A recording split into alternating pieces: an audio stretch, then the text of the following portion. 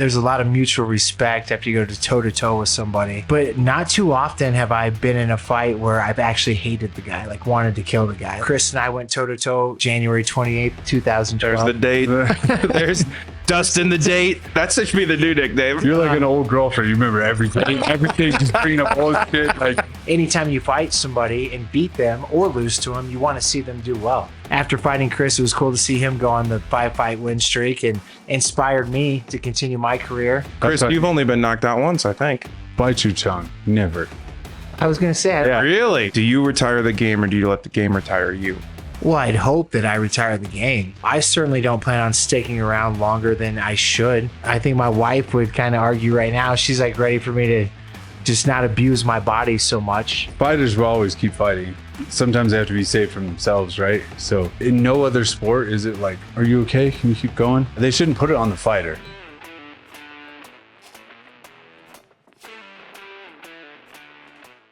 This is part 2 of Camozzi's episode. We have an unsolicited guest who just showed up at the house. His name's Dustin Jacoby.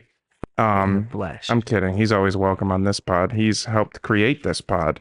I was the first guest. You were the wasn't I? first guest and the most enthusiastic. Let's go. Yeah, we've talked about Dak Jacoby on this podcast a million times. He caused a couple of technical issues during. We're back. But he's the best hunting dog alive.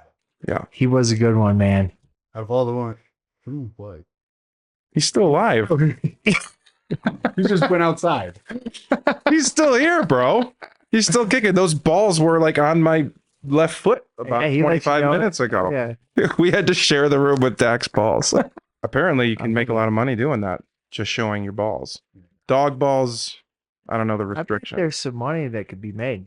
We're crossing risky waters here. Well, Brandon, did you know my balls get back in chafed that, driving to people taping Denver? them up with duct tape. Dustin lubes him up with Vaseline before. Fuck, somebody's got to. I actually have. We weren't. I 100% have. I've been there, yeah. Yeah, I was like, what's that Vaseline for? You're like, What are we Dak's talking balls. about? I have rubbed Vaseline on Dak's balls before Oh. we go hunting. I know. Well, you know that people running marathons apparently have nipples that bleed. You I have haven't bloody run nipples? Yeah.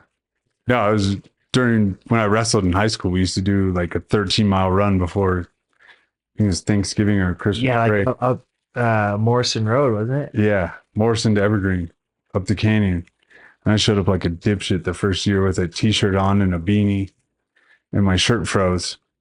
So when I finished, like I wasn't feeling it because everything was cold, and then finished, and my entire shirt was like hard. What? Yeah. But you're running, you know, so you're not like, I've never So that's- ran in such a weather, Chris, that my clothes freeze. that's the longest I've ever run in my life, and that will be the longest I ever do run. It'd be about like chafe balls or anything. I've had chafed Chafed balls. I have had. Damn. I've had felt like that. Concept. Yeah. I felt like that. I remember it was in 7th grade and my balls looked like fish scales. And I told my dad, and he's like, Mike, just show me your balls. I'm like, I can't do that. And he's like, just show them to me. So I showed him my balls. He laughed. And then he said, yeah, you got some jock itch. And I don't know, he told me to like go eat a can of SpaghettiOs or something to fix it. Like it was no kind of remedy worth anything. It was some hillbilly shit. Right before you said he laughed, I was about to say, did he laugh? He definitely Those laughed. tiny nuts. He wasn't, yeah, he wasn't laughing at the glisteningness of them. He was laughing at how small my balls were. Mike's dad is hilarious. Big old burly guy. He is a fucking burly guy. He needs to get, a fusion surgery on his back. Ooh. Yeah, like the thing that Tiger Woods got. He won't do it because you have to quit smoking for a month before and 7 months after to really have like the neurons heal. Dak is pissed in the off What's up, Mike? screen here. How'd your dad hurt his back? Is he still with your mom? Yeah, he is. He's like, cut that out. No, leave that absolutely, and they would appreciate it. No, he hurt his back because he's a fucking mechanic. He's a wrench. He was a gearhead his whole life. He's worked on construction equipment, and he's never worked out a day in his life or ate anything healthy, and that's what happens. So I don't know. He's the reason why I'm not an athlete, and I'm the guy here talking to you as the podcast host. He's the reason you're not now. Yeah, he didn't give me anything in the way of gene pool. No, nobody in my family is athletic. Everybody's overweight. Yeah, but everybody's cops, and that's better than me. Authority. Yeah, I have 0. Now I just feel Talked pressure about from the that. fact. Talked about Brian. We absolutely talked about your brother who fought. Yeah, he's not the fighter anymore. He just tore his second ACL. Yeah, hasn't he? Yeah, that's what Mario just told me. I was getting my haircut today. He's like, yeah, Brian tore his second one. Didn't do anything while fighting. No. Has now torn his ACL twice post. Would Mario cut your hair after his sauna and JO session? Yeah. Yeah. He came limping in. His eye was all busted up. That's my barber. His barber too. Yeah. You guys got clean cuts though, so he's clearly good at what he's doing. He is, man. Yeah, you got to go to the Mexicans, Puerto Ricans, black guys, barbers. They're all the best. I go to an Italian white guy who's an ex-cop. That's your problem. I don't think it's terrible. I mean, I'm due for a cut, but it's not like the worst you've ever seen. No, it was good. That was the first lie you told me all night, Chris. You were so truthful up until this point. Well, we brought DJ I on. promised the podcast was better than this before you guys The came. podcast is feel like amazing. This is after hours shit. What I wanted you guys to start us off with, because Chris and I only touched on it for a minute, was the ability to become friends with fighters after you have fought them. And Dust, you and I on our first episode of the pod talked about that a bit. Chris touched on it a little bit. I was curious as to how easy or difficult it is to then be tight with somebody after you win or lose against them in the cage. Yeah, well, there's a lot of mutual respect after you go to toe-to-toe with somebody. But not too often have I been in a fight where I've actually hated the guy, like wanted to kill the guy. Like I do anyway, just because that's what we signed up to do. But there's only been one fight in my career where I fought the guy where I truly wanted to hurt him. That was my first professional title. Timmy Williams. There was just a lot of animosity going back, a lot of talk, smack talk between the fans, his crowd, his people, my people. That was one I really wanted to win, and I won. But there's just so much mutual respect. You know, Chris and I went toe to toe. January 28th, 2012. There's the date. There's Dustin the date. That should be the new nickname. Yeah, Fuck the hot yak. Dustin the date. You're like an old girlfriend. You remember everything. Everything, just bringing up old shit, like, to the day of what was said. Yeah, well, it certainly wasn't a good moment for me. It was a great moment for Chris. And actually, you went on like a 5-fight win streak after that fight, which was really impressive. Yeah. And once again, another unique thing, it showed me that I didn't just lose to anybody. Like I lost to one of the best guys in the world. And anytime you fight somebody and beat them or lose to them, you want to see them do well.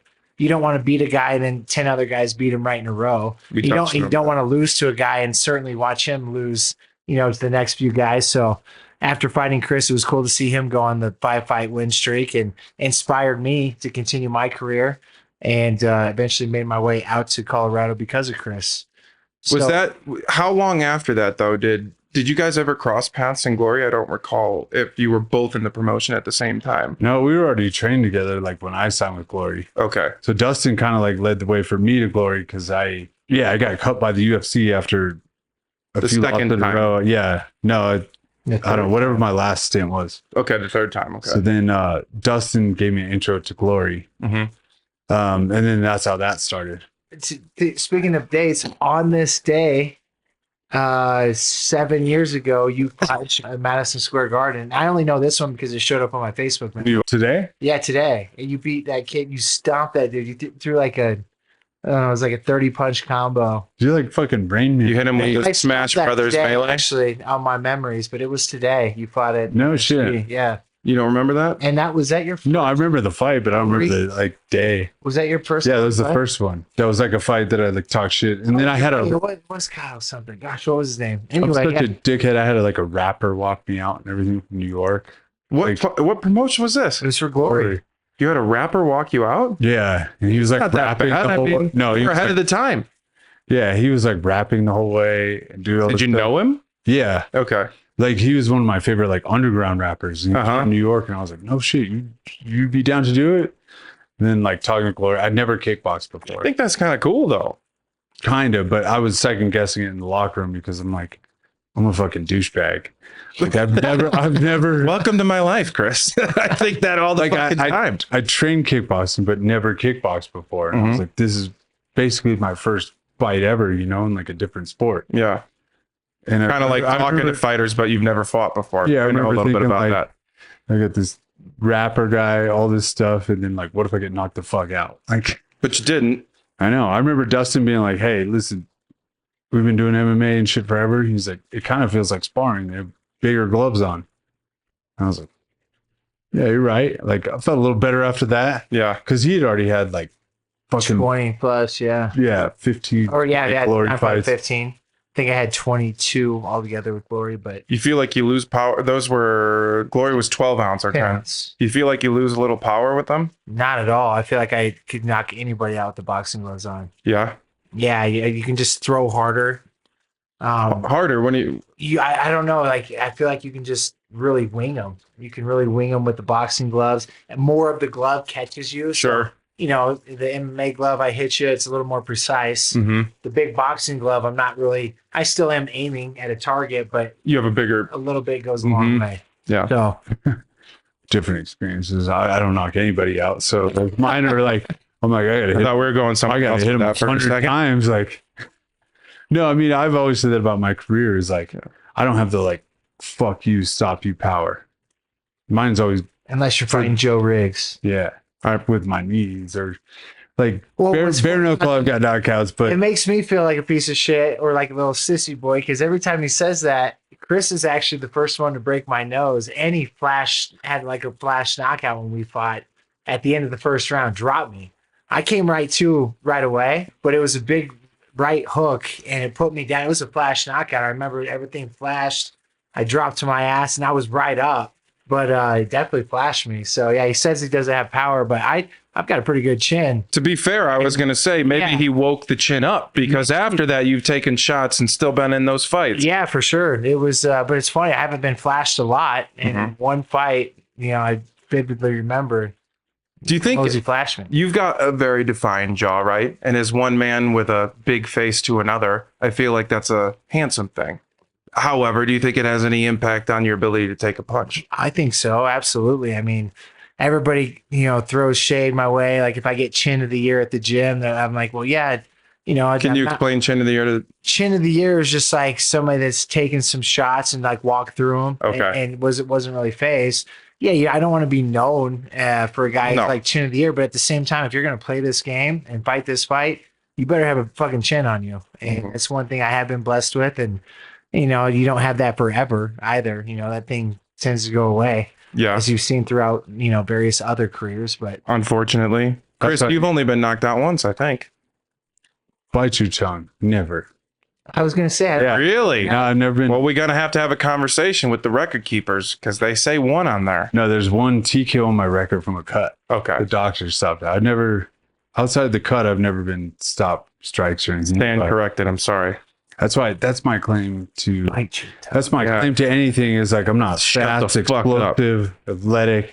And I'm like the Homer Simpson, you know, when he fought like Tyson. Like, Yeah, you- but- you don't have any of the attributes, but like Your career, like My mom Homer gave me- Simpson's, my mom never gave me- ends. yeah, You just my- keep going. my mom gave me like a Rottweiler head. That's about it. That's awesome. The rest of it, you know, you just fill in. Longevity, you know, is how important is that in fighting? Or is it important to know when it's time to go? Like you think about a Jim Miller, right? Well, I think those are two different things. Yeah. How No. much damage you take along the way for like longevity. When's the time to go? Like how many times have you been knocked out? Not everybody's career path is the same in that sense. Well, to piggyback on what you were saying, let's talk about somebody who was known for being Mr. Chin of the year in, year out, forever, Tony Ferguson. That guy could take a beating and stay in the fight and wear you down. But at the end of his career, when he took 8 losses in a row, it clearly Swift caught up breeze to to him. get him. Well, it was actually Justin Gaethje that ended his career. I would agree. He was never the same after fighting him. And again, his chin held up, but that fight was disgusting. He took so many bombs, blows. You know what's crazy is there's a stat on that. After you fight Gaethje, like win or lose, the stat is like chins are gone. Even guys that have beat him like don't take the I same believe it, punches. dude. It's That like, guy, you know, it like changes you. yeah, he's pretty freaking dense. And he did I guess they have a density machine. Oh, yeah. The UFC PI. Yeah. And he has the densest bones of any fighter that's ever done that machine. So Let's get back to where we were, though. yeah, 'cause I so was the interested. longevity versus knowing when it's time to go. I mean, like Jim Miller, he's still in the game and still 1, winning. 2, and 300. I mean, UFC. Oh yeah, know, very that's impressive.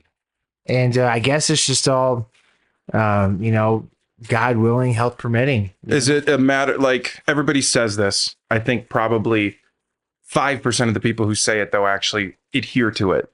Do you retire the game or do you let the game retire you?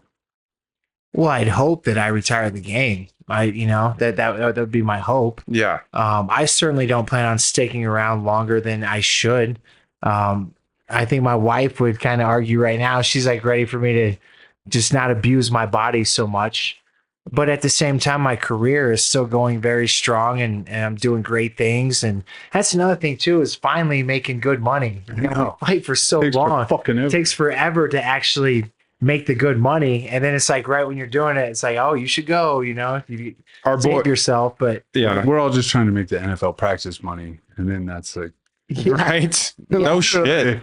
For real. I was talking to our boy Rob a couple weeks ago on the pod, and I've said this to you, Dustin, a million times, but my dad's always so curious. He's like, did Dustin do good on that fight? I'm like, he did fucking just fine. And he always says, I don't know why he says this. He's like, I'll fight that motherfucker for 50 grand. I'm like, no, you won't. And also, nobody will fucking pay, to see that, and you won't get paid to see it. And then Rob brought a fucking tremendous comment up on the episode a couple weeks back. Hey, I'll whoop your dad's ass for 50 grand. Perfect. I'll tell him that you said that. Next family reunion. Yeah. You do a family fundraiser. I don't care. To your point, Dust, Rob was like, yeah, that's cool. He's like, but in his Aussie accent, he's like, are you willing to fight for 10 years making $10,000 a fight to then just get that one opportunity where you make that $100,000? And it's such a true thing. You guys go so long and then you get to the point where you're making what you're due. And then it's like, no, I'm not fucking done yet.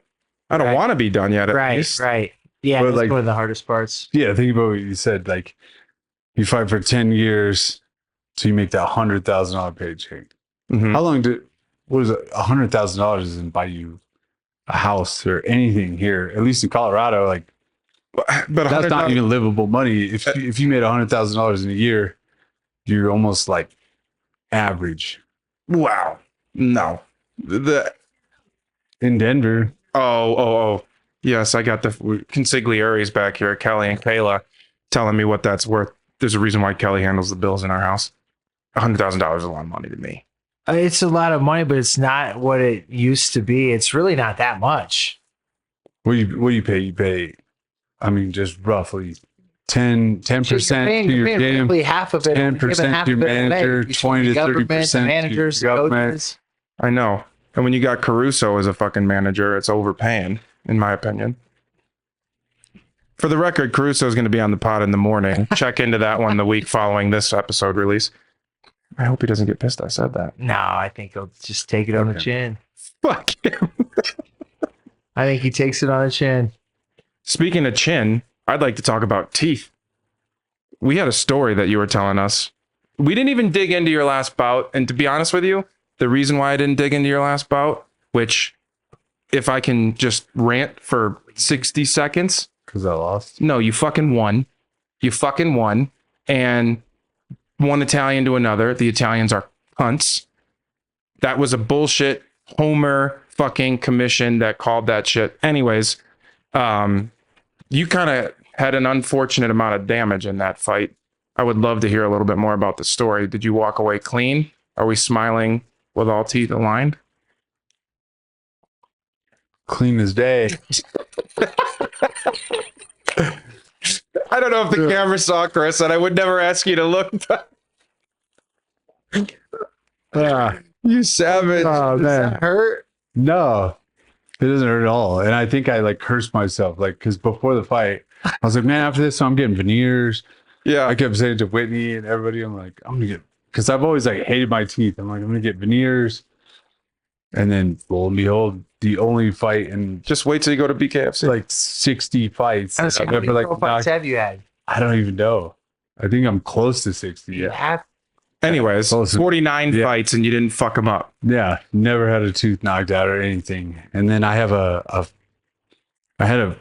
had a fake front tooth, right? So an implant, and the other one broke. So that was but But you didn't Luke Rockhold it. You stayed in the fucking fight, and then I think you won. Yeah, I mean, I didn't even know that it. Yeah, I didn't actually know that it came out. Brandon is over. You can't see. Was in the corner between rounds. Was it third round or fourth round? Fourth. Between fourth and fifth, like I took my mouthpiece out and came back, and my tooth was in it. So I handed it to my coach, Jake, and I was like, "Here, put this in your pocket." And he was I better get money under my pillow later. Yeah, he was like, "All right." And, you know, at the time, I'm not thinking like logically. Yeah. Like, here, hold this in case I need it.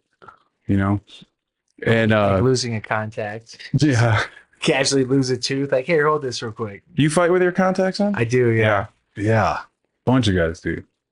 So I handed him the tooth, and then during the fight, like my implant got like bent in the locker room, and it used to get bent a bunch. Like I've had problems with it. When I first got it, they were like, "It's titanium. Your jaw will break before this comes out." Wow. I'm like, cool, good enough.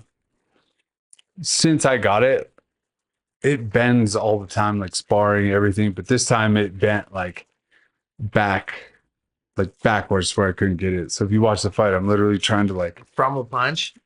yeah, I mean it had to be. When you say you're trying to bend it back, are you talking about the tooth or the metal? I mean that I don't actually know. I don't know which one, but it always used to like move back and forth. So I think the dentist told me that it was just the porcelain tooth that would bend because the post technically shouldn't. But I also think he was wrong because this time the whole thing was bent backwards and I couldn't get it forward. So like if you watch the fight, that's what you're seeing is that. And funny thing about implants is they're like ratcheted on. So when they put it on, they use literally like a ratchet. Like a socket wrench? And you can hear like and then they like crank it. Click it into place. Yeah. And then like they crank it for a while and then it's in. So then You didn't have that tool with you. no. And I guess Wait, did you spend the rest of your trip with no teeth? no. So that night I did. No, not no teeth, which is worse. I'd rather have no teeth. Brandon remembers like it was bent backwards where like I couldn't close my mouth. You know, it was like having like a jagged tooth like in your tongue and like messing with your mouth. It was awful. Outside of that, I was good. Like after the fight, when everybody's like, "You're good," but I was like, "Yeah, I'm good." Like I couldn't even like close my mouth, so it just looked fucked up. Were you drooling? No, Okay. I mean not anymore. You could have lied to me. It would have made everybody feel worse for you. Not any more than normal. Wait, so you guys talked for 2 hours earlier and never once talked about his last fight? I didn't want to do it. But I didn't bring it up because every podcast they talk about the fight, and I thought he fucking won, and it was egregious, and it was bullshit. Yeah, I don't know. Fuck, what can you do? Like I went through the angry phase. Now I'm just like, Do you remember what shot did it? no. That's a question to both of you. If you have an injury, knee, arm, mouth, whatever, do you remember exactly where it came from? It depends. Like sometimes yes. This one no. Like when my tooth came out, I was like, no, I don't even remember him like actually hitting me in the face because like a ton was missing. Like his punches were missing A lot. The most sore part of my body was literally here from him like hitting my chest and my shoulders. Like I couldn't like lift bags. Can I say something though about that? Because I rewatched this a couple of hours ago. He being 5-6 inches shorter than you, and I don't know how accepted this is in the bare knuckle rules. I think it's like the St. Elizabeth rules or whatever it is. Forgive me if I'm wrong. I don't know. It's a bare knuckle boxing rules that are pretty. You mean Queensberry? Queens. That's what I meant to say. St. Elizabeth. Sorry, I told you I didn't know. Catholic Church had their own bare knuckle boxing rules. I was close. I knew it was a queen in there. St. Elizabeth Catholic school. He consistently came up with his head on you a lot. I wonder if that's not what did it, because a head coming up from the bottom because he was so short, and also he had about 3 break hits on you. And then one time he hit you well after Mergs split you guys up, and he's like, I'm sorry. Meanwhile, you didn't do that once to him all fight. You didn't have a late shot. Yeah, we can get into that. That's my main beef with him. Like after, like I didn't blame him for the judges or anything. And we were like super cordial. And after the fight, he was like, I'm not the champion. You won. Like he told me that in the ring. He told me that in the back. And then he's backtracked since. No, I mean, obviously I was salty, but like there's nothing you can do about the judges. He didn't choose that anything. And then he came out with a post talking about how he fouled me on purpose 2 times. Like he posted this thing a couple days after, and he was like, yeah, I did it on purpose. Speaking of the fouls, he's like, because I'm an OG, I had to show him what's up or all this stuff. But he was apologetic and all this stuff. And after the fight, I made a post like how I thought I won, but you know, congratulations to him and everything. I remember it. And Yeah. he was offended by that, and he's like, you should learn how to take a loss like a man. Coming And from then- the guy that told you twice that you're the champ and he didn't beat you. That's where I'm at. Is like now I'm fucking mad. So like I told them, I'm like, you know, fuck that guy. Like, no more respect. I don't respect you at all, because him saying he fouled me on purpose, but then apologizing and saying all this and then posting this thing how he did it on purpose. I'm like, well, you want to tell me to be a man? Like, you be a man. Well, take one story and stay to it. You know what I mean? Yeah, I'm bouncing around here. Of like, No, not you. I'm saying him. yeah. Like, I mean, I've never said that to you, brother. I'm saying if he's going to own the fouls, own the fouls. Don't fucking, you know, then after the fact get offended when you're like, that was bullshit. That's what I'm saying. Him take the story and stick to it. Yeah, so like I made that post the first thing, thought I won, but you know, hats off to him or whatever. And then he had these interviews saying how he did it on purpose. He's like, I hit him after the break. He kept saying like, 3 times, brother. He had to show him what's up, because every time we clinched, he was like rolling his head, which is part of the fucking game. It's in the rules. And even if he fouled me on purpose but wasn't apologetic, even after the fight, he's like, hey, I'm sorry, that wasn't on purpose, everything. And then like coming out and saying that he did it on purpose, like pisses me off. So that's why I told him, I'm like, give me the fucking rematch. Fuck that guy. I'll sell this fight for you. Leading up to it, we were like super respectful, everything. Like, I'll fucking slap his head off the cage now. Like, we're not cool. We're not friends anymore. Yeah. Like, that's a bitch move. Yeah, for If sure. you ask me, what do you do? I would say you always own the win, right? Like, you don't own the judges. You don't have any say in it. I feel like you. It's something you got to just learn to deal with and move on. You can't let it hang you up, you know, hold you up of what you're about to do next. I mean, in my heart, you're talking about the Khalil Roundtree fight. In my heart, I know and he knows who won that fight. Yeah. We had a moment after that fight where I walked up to him and talked to him, and I thought at that point I won hands down, and I could see in his eyes that he thought that I won. That's enough for me. Like, I'll take that to the grave with me.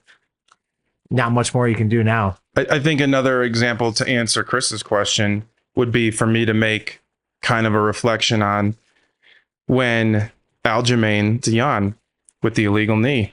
Aljamain came out recently and was like, everybody was booing because I didn't return. But in one hand, he's like, that's illegal. I was fucked up. And he goes, the normal me would have stayed in the fight and kept on going. But luckily, they gave me a little bit of time and I had the wherewithal to be like, I can't keep going on this way. So it's almost like there's moments in fighting where one person won despite something illegal. Aspinall gone a couple of weeks ago, right? Do you take that and keep going like a buddy of you guys, Anthony Smith, has done? I know a way to clear this up. Yeah, interrupt, please. I want to hear it. It shouldn't be up to the fighter, right? Fighters will always keep fighting. Sometimes they have to be saved from themselves, right? So in no other sport is it like, are you okay? Can you keep going? The official or whoever should do it. Team doctors. Yeah, they shouldn't put it on the fighter. They shouldn't be asking a fighter who just got like out, Taking like the head on take the Aljamain, like however you feel about it as a fan, whatever. The strike was super illegal, hard as fuck, everything. They shouldn't have been over there for 4 minutes asking like, how you feeling? It's like all on camera and everything. Like if he is concussed, you're a concussion, whatever, like sometimes you're just trying to figure out where the fuck you are or whatever. It shouldn't be up to you. If the strike was significant enough and like clear as day on camera, don't ask the fighter. Like, Can I play devil's advocate for a second on that? you can, but it should be the official's job to like. I agree with you. And the devil's advocate, I have 2 comments for that. One, when the ref stops fights and everybody thinks it's too early, there's that complaint that comes in, right? Like if they thought Aljamain, I'm talking about from a fan perspective, from an analyst perspective, they thought Aljamain could have kept going, but he didn't because the ref called it. Similarly, though, in the case of Anthony, he took that illegal elbow from Jones. He decided to keep going. He ended up losing. He could have had the belt that night. Mm-hmm. But he shouldn't have been given the choice. It shouldn't be up to them. Like if Patrick Mahomes illegal hit or whatever, they don't go, "Hey, are you okay?" before throwing the flag. But to your point, in football, refs will stop a play mid-play to take a player off field if they feel he looks concussed. Yeah, Quarterback or otherwise. I've always thought this, like, they shouldn't say, like, "How are you? How are you? How are you?" Like, since concussed, they don't have. They're not. Can you let a concussed person sign a legal contract? What's happening though? Like, because when you get injured, right, or you take an illegal elbow to the back of the head, they push you away from your corner and they don't let you talk. So what's protocol then for having Mark or your coach come in and say he's done while you're away? They won't let you speak to your corner while you're in that protocol. but I don't think it even needs to be on the coaches. Like, it's I think it's an official. What you were saying, yeah. Even the fighter, if you don't want the fight to ask them if they want to continue, the coaches shouldn't be able to answer for you either. Yeah, It should be 100% up to the judges, or I guess it'd be the judges or the rule makers. it's the official and the doctor. The official, official. Or because there's always a judge outside the cage too, or a ref rather, who helps out with these scenarios. They get replays and shit, but I think that if the replay shows like a significant hit, like the hit actually happened, like that, and then if the guy is not responding right or whatever, like, I mean, you ask a fighter, you good? Yes. Yeah, Because otherwise you're a fucking pussy. right. In our world. Not literally, but like to everybody else. If you say, I don't know, Yeah, like look at Aspinall. Even with Aljamain, I was like, "Are you kidding me?" I was kind of hard on him. I think even on Twitter, Yeah. I was like, "I can't believe he would quit." But I've also seen You said that? I think I did, and I now looking back on it, I shouldn't have said that. I shouldn't have been so critical of that because I didn't know what was going on with him. I don't know how bad it was. Only he knows, But like to, say what Chris was saying is that we look at it as, oh, if you're gonna quit, you're a puss.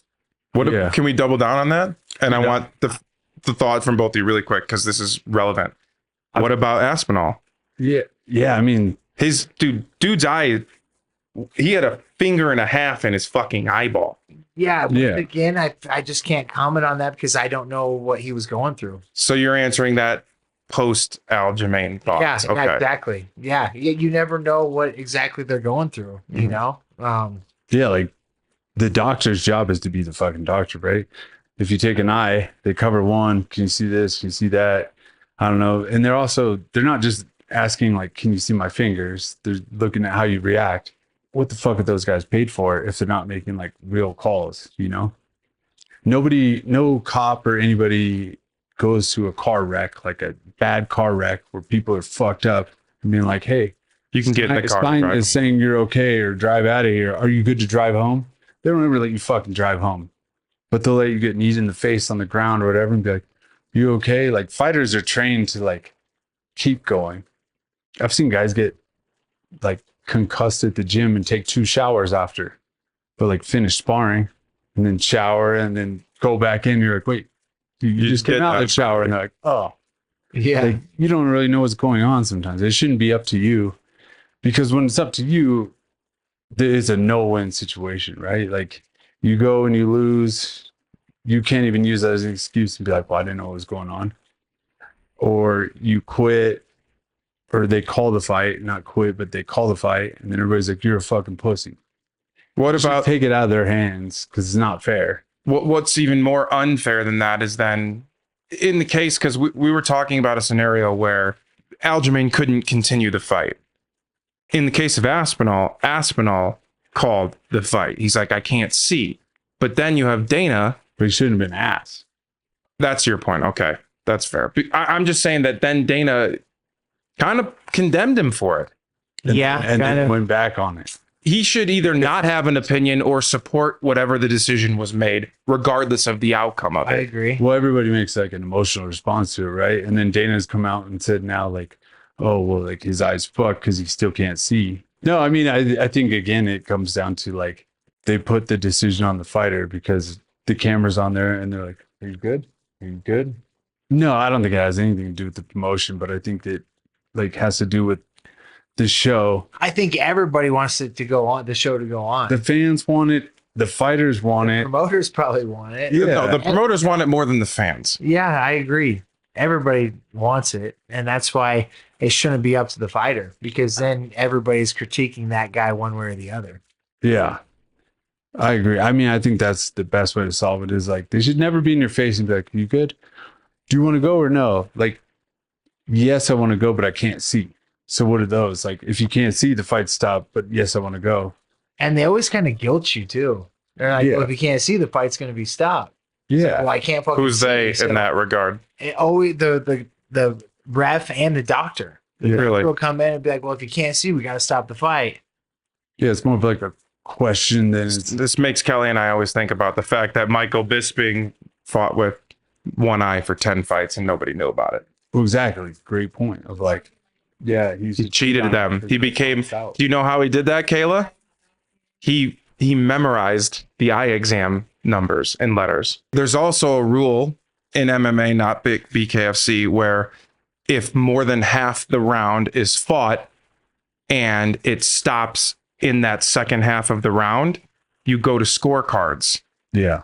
And that's a bullshit fucking rule because you're injured and incapable to fight further. So they're going to go to the scorecards on what was available for them to score. I don't know. Trauma shit is weird. It's hard to judge people on how they act from it, but putting it up to the person to decide that Who's is in in the middle of a Instrument. 30,000 people in a stadium, like, are you good or not? Like you become a fighter for a reason. Mhm. You always say yes and be like, yeah, I'm ready to go. Fuck that person. Like I'll go one hand, no hands. You're always like ready to answer the bell. But I think it's unfair to make them have the decision. Otherwise, don't pay the fucking doctor. Can I ask you guys? You're a doctor. Yeah. What the fuck are you getting paid for then? Like, I could be the guy too that comes in and judges Dustin's eye. I don't need to go to fucking 15 years of medical school if you're just going to be like, are you good or no? Right. Tell me yes or no. I'll call the fight if you say no. Let me ask this question because Chris, you're 39. Dust, you turned 37. Why you got to bring up old shit? Well, I mean, I'm fucking 38. Like, who gives a shit? Chris, obviously, you've had a long career. Dustin, you've had a long career. You've been an on and off fucking top 15 guy most of your career. Chris, you've had belts in a couple promotions as well. I'm wondering if that happens to either of you. Poke, can't see, dick shot, can't breathe. You staying in it now? I think my career speaks for itself and what I've accomplished. Absolutely. I mean, no hesitation. Really? Which is also, I go out there and lose because of that. I can't use that as an excuse, like you were saying earlier. And that's why it should not be up to the fighter. That right there just really hits home because no matter what, nothing could happen to me to where I would say I'm done. I would keep going. Neil? Yeah, same. I mean, I think we've both proven that. Yeah, I mean, I time fought. again. Tooth story at least proves that. Well, I mean, that's a normal injury, though, right? Like that was nothing illegal or whatever. But I fought Tom Watson in Nashville years ago, and he kicked me in the nuts 3 times. And Balls of steel you had. I had a steel cup, but it still hurt. You had a tie cup on? I will say the nether regions were purple, like bruised and purple after it. And I kept being, I think it was Dan Mergley again. I kept being like, it sucks. When you're sitting there, if you get kicks in the nuts, you're literally like moving around a little bit, breathing, and the entire crowd, you're in a fucking stadium and people are booing everything. And like that does play into your head. What other sport do they say, hey, are you okay? Or we'll call penalty. Do you watch basketball, Chris? These guys are the biggest babies in the fucking No, world. but they call the penalty right away. Well, yeah. They're But not like, hey, LeBron, are you okay first? Oh, you're not? All right, penalty. no, flopping is a thing in every sport. But they get called for flopping. Well, Immediate call. in some sports, though, But they make the call right away. immediately. Yeah. They don't ask the guy on the ground, like, did he really hit you? Are you hurt? Are you okay? Are you trying to quit? No, they're then like, agreeing. They're rewarding Yeah. the flop, is what I'm trying to say. but I'm saying like the MMA, the UFC, and everything. sometimes there will be like a long process, and you get the doctor in your face, the commission, everything. Like, well, let's see. And then if Dustin's eyes fucked up, they're like, all right, we'll take a point. It's a long process. Either like make the call or don't. Yeah. Do you know what I mean? I do know what you mean. Yeah. They leave it up to the fighter, and then you look like a bitch either way. And talking about this, I've realized I haven't had much controversy at all in my career. I've never really had in the ring controversy with nut shots. So I guess I've kicked a couple people. And the fights You have a nasty front kick, so maybe it's slipped once but or I've twice. never, yeah, there's never been like a controversial eye poke or nothing that I can think of. Yeah, I don't think I've ever had an eye poke or anything. Yeah, I don't think I've ever been hit with any. I've never had a point taken from me that I can ever remember. You know what I mean? Though, did I butcher that? Like every other sport, the refs make an immediate call. Yeah, no, I agree completely. Even on a flop or not flop, it's still an immediate call. Yeah. This is an unhinged after hours podcast, by the way. I'm loving it. Can we finish the tooth story? Where did I leave off? You left off at exactly after the fight. You couldn't close your mouth. I'll try to sum it up. No. Because it's a long. Devil's in the details. So, tooth's fucked up. Whatever. I'm fine. It doesn't hurt. It just no. So my tooth is bent like backwards, right? Mhm. Doesn't hurt. It's already fake. It's an implant. They go in the back. You know, you see the medical team after the fight doing all their things, tugging on it. This is hurt. I'm like, no, it's fucking fake. Like, there's no nerve in there. It's fake. So I can't feel much on it, which is great. He's like, you need to go to the hospital. And so I was like, hey, is there anybody at the hospital that can, because they ratchet these things in, like the implants. And they're like, yeah, you need to go to the hospital. So the veteran I am, like Dustin will respect this. I'm like, I'm in Italy. I'm like, should I go to the hospital in Rome at fucking 12 o'clock at night? I was like, is there anybody at the hospital to fix it? And they're like, oh no. And I'm like, then why the fuck would I go to the hospital? I'm just going to sit there forever because the rest of me was fine. So the BKFC doctor comes and I ask him the same question. He's like, nah, just go tomorrow. They'll get it taken care of. And I was like, you guys have somebody that can get this implant out. Again, it just... Language barrier too. Yeah. But the BKFC doctor speaks English and...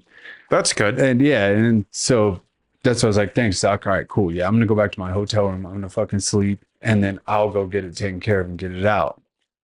Because again, it's like I'm not a dentist, but I've had it done a couple times. It's a thing that latches onto it and they like ratchet it. Yeah. It's threaded. So next day I wake up, I'm like, hey, I need to go to the hospital. The doctor told me to go to the hospital. The next morning, and it's all through WhatsApp.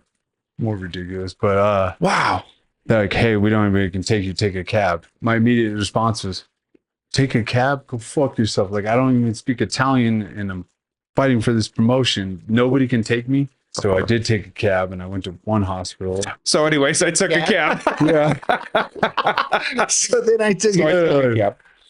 And part of my message to them, I was just like, I don't speak fucking Italian. What do I say? And the medical team from the night before was like, oh, we called ahead. They'll get you taken care of everything. I showed up. Nobody knew what the fuck I was talking about. Nobody had any idea. And I was using Google Translate. So I see one dentist who is kind of like pulling on everything. Meanwhile, my other one's missing because that one did get knocked out. And he's like, pain? I'm like, no, he didn't have many words. And so he comes back, like, he's like, pain, no. All right. He reaches over, he grabs an air hose and goes, and I was like, fuck, like In your mouth? on the broken tooth where you have nerves still. I'm like, yeah, I fucking felt, I was yelling. I'm like, what the fuck is wrong with you? Yes, that hurt. Yes, pain. Yeah. And he's like, oh, you got to go to the hospital. Weren't you there? Yeah, I was at one. Like, That was my exact question. I was like, which one? He's like, oh, different one. We need an x-ray first. And I was like, we need an x-ray up. Like broken tooth, bro. fake tooth, everything. And he's like, no, you do Google Translate, take an ambulance. And I was like, fuck no. Not getting in there. Where is it? I'll get a cab. Being American. Yeah, and another And cab. he was like confused, like, what, why? I'm like, I was like, there's no way I'm getting in a fucking ambulance. And he's like, why? You know, this is all messaging back and forth. We're literally hitting my phone back and forth. And Well, your fucking mouth is yeah, jacked I'm up. like, how much is the ambulance? And he was like, no, nothing, free. Yeah, I sure. was like, cool, pull the ambulance around. I was like, I'm from America. That should be 20 grand. For real. I've always told people, I'm like, unless I'm dying, don't ever call an ambulance. Like, I'm going to be shot in the arm, but put me in the car and like take me to the hospital. Otherwise, you'll be in debt the rest of your life, you know? Yeah. As soon as he said nothing, I was like, cool, pull the ambulance around. Me and this old guy rode in the ambulance. We went to this hospital and it was disgusting. Mm-hmm.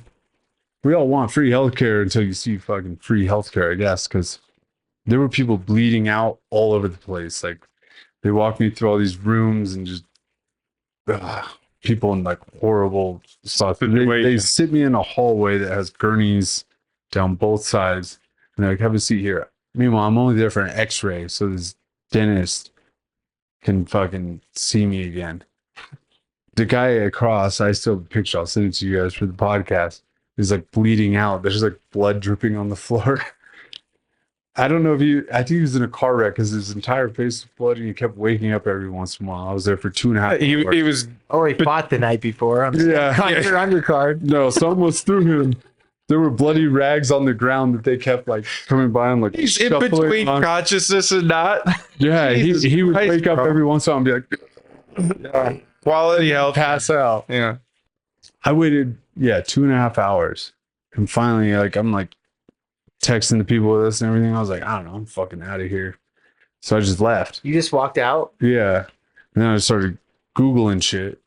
As one does. And I found a Strip club? might as well. Man. This guy probably works there too. Trying to find something to lift your spirits. I found this is a Sunday. I find an oral surgeon online. I'm like, cool, it's right near the hotel. So I go and it's an apartment complex. Yeah, naturally. And I was like, fuck, I don't know if this is the right place. You're there. There was a sign that, he was there. Yeah, Brandon's off screen saying he showed up at this point, just for story's sake, continuity. Yeah, and we like paced around the front of the building for a while. And I was like, Just checking it that out. doesn't really seem like an oral surgeon. It looks like a Tijuana apartment complex. Oh, God, dude. And a girl with us speaks fluent Italian, and she'd been with us and everything. Mhm. So she's like, have you called the number? I'm like, no, I didn't call the number because I can't fucking say anything to him. But I'm using Google Translate because if you hold it up, the picture will translate it for you. Okay. And I'm like, it says oral surgeon. So she calls him and she talks to somebody on the phone, and she's like, oh yeah, they can be here in 30 minutes. And I was like, what kind of oral surgeon's on call in like 30 minutes? Everything. The one that lives upstairs? Yeah, and it was a gate. The one that rents the apartment right upstairs? Yeah, so it was a gate. Himself? It was a gate parking lot. Nobody ever drove in that parking lot, right? And they're like, yeah, he'll be there soon. Yeah, it was like an apartment. Like, I'm pretty sure they live there. So they call back and they're like, he's ready. And so we go up, and it's outside. The doctor's in? Outside staircase to like was it second or third? You went up a fucking fire escape, Chris, to get oral surgery? It was like a motel. You go out the outside and to the door. It was a strip mall situation. Yeah, and we're in there in like not even strip mall. It was an apartment complex. It wasn't. Did you not have the moment of clarity to be like, maybe not here? No, I had the moment the entire fucking time, but I was like, I can't close my mouth. It was bent backwards and in.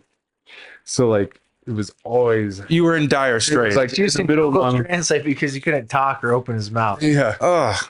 And the girl that spoke Italian apparently didn't understand the dialect that the guy that was in here had. Were they giving you any advice during all this? Ooh. Italian speaker or Brandon or anyone else? Yeah. No, they were like, I think he said he knows what he's doing. I'm like, how? Through Translate? Yeah. So we go in and there's like, like normal doctor posters and everything, but like the generic ones. Yeah. And this guy We was could purchase on Amazon? Yeah. Yeah. this guy was an oral surgeon, ophthalmologist, gynecologist. That was the one that got me. I was like, these are two different He mouths can handle talking about everything here. you need. There was one chair in a room, and they were like, yeah, come. And it was like an old guy, and it was obviously his wife that was like the receptionist. You're going there and like telling him like, I just need you to like unscrew it. Just like, I don't even take it out, and just unscrew it. You have a tool. You have a tool. Yeah, because there's like, Yeah, he's got a parking garage downstairs. Yeah. But just like push back. Yeah. You couldn't even get it out. So I was like, I don't need you to like take the whole thing out. Just unscrew it. We're good. To the listeners, though, we're talking about a Titanium rod that has threads. Yeah. So it was screwed into your upper mandible. Yeah. Okay. Which when they, just so we're clear on all of that. Which when they put it in, the dentist was like, I was like, I'm gonna keep fighting. He's like, don't worry, your jaw is more likely to break than this fucking thing. Okay. False. And so like it's me, Brandon, Beto, and then our other friend. They showed up and we're all using Google Translate talking to this guy because other friend speaks Italian and she's like, I don't understand anything he's saying. And she's from Italy. She's like, different dialect. I don't. And she'd been communicating for us the entire with everyone else. Like we went to the Vatican, we went everywhere, and she could get everything done. She was like, I don't know what he's speaking. I'm like, oh yeah, that sounds good. Yeah, let's do it. Anyways, this guy keeps being like, thumbs up. You know what I'm doing? Everything. Yeah. Fuck it. All right. Because I've had a day and a half of this thing, like where it just hit my tongue and I can't close my mouth. So what did you eat during this time? Nothing. I didn't eat after the fight or anything. I didn't even want to eat. Like it was pissing. It was the most annoying thing ever. Actually, it didn't hurt. It was just like annoying. So this guy comes back. The first shot of Novocaine, you know where he goes? He goes right between my two front teeth and the gum. Just, and I was like, oh fuck! Like, oh, you couldn't have started somewhere else where it gets a little numb, you know? So it's like shooting it up. It gets it numb. Like roll out. Like his knife kit. Like he just unrolled it. Not that it came out of a stainless steel bin under a UV light. No, it came out of a leather wrap. This was like third world country shit. Chris, but like my question is, at what point were you like, when he brought out torture tools, you're not like, I don't know. What's my other option though? I was at like fly home 3 hospitals, but I wasn't going home for another like 2 weeks or a week and a half. I call my Italian babying mother and I'm like, shit's bad. I was on the phone with my dentist and he was like, yeah, if you go to an oral surgeon, they'll definitely know how to do it and everything. I'm like, all right, cool. So this guy like numbs it up and he comes back with like old school, just rusty pliers. And I was like, I'm telling him, I was like, guys, I don't know. I don't think this is right, but I'm also desperate. This is like 10 hours in. I'm like, I'm tired as fuck. I've been going since all morning, bouncing around these places, just fucking get it out. And the guy's like, this is how you do it. This is how you do it? Yeah. And so he like, he numbs it. And then he starts like ripping, like puts these pliers on. He takes like, and you're numb at this point. I'm numb. Ace Hardware pliers? But yeah, might as well have been. But like the long ones, you know, that have like the grip at the end. You know, the ones like, he's like ripping on it back and forth in my head and everything is moving. And finally I was like, guys, I don't think this is right. I've had it done. No. It's threaded. Everything. It didn't go in this way. And he kept translating. He's like, this is how you do it. And at one point I grabbed his arm and I was like, get the fuck off me. I was like, I'm out of here. You ain't doing this shit. Like, I was like, it screws in. And Beto was like, can you just cut it off? You cut it off? The guy was like, oh yeah, you want to cut it off? I'm like, that's what I asked for the first time I fucking came in here. I didn't ask you to remove it. So this guy gets like a drill bit and he starts like dremeling it off. This is a horror movie, Chris. It is. Plot and I'm going to send you the video to this so you can splice it in this clip because it's real. But he went through a few Dremels. There's sparks going. I don't have glass or anything. I'm closing my eyes and there's sparks and shit going. And the guy keeps moving, or not moving, but he keeps slipping. And it's hitting my gums. It's like, and it doesn't hurt because I'm numb. But every time it happens, I was like, hey, motherfucker. Like, yeah, I hear in my lips. There it goes. I'm like, dude, I'm going to feel that shit later.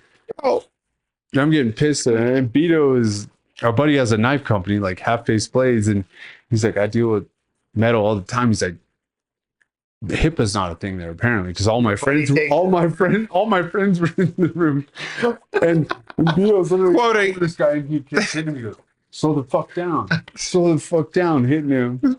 And he's like, this doesn't feel HIPAA compliant. yeah. Vito's like, let me do it. He's like, I work with Meta all the time. I'm like, yeah, let him do it. At least he fucking cares about me. Because it was 4 or 5 times this guy was just slipping, trying to go everywhere. Anyways, he gets it off. He didn't let Vito do it. I was, Got it off. at that point, I was like, for real, let my friend do it. Because this guy just is carelessly swinging this thing. As soon as he cuts it off, it like goes down my throat almost. I've been like, we've been taking breaks so I can spit out all the blood from like my lips and everything. God.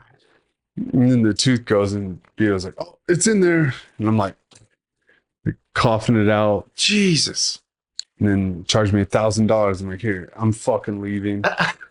We all went back to the hotel together. I didn't speak to a person. I walked straight to the hotel. Yeah. I was like, nobody talked to me. I'm going to fucking room. Dude, hands down, one of the worst days of my life. It actually wouldn't have been the worst day if I went to that guy first. Yeah. Which is the sad part of the story, is that I spent the entire time just cutting it off. I wish we went to that part actually first, like not him like trying to rip it out.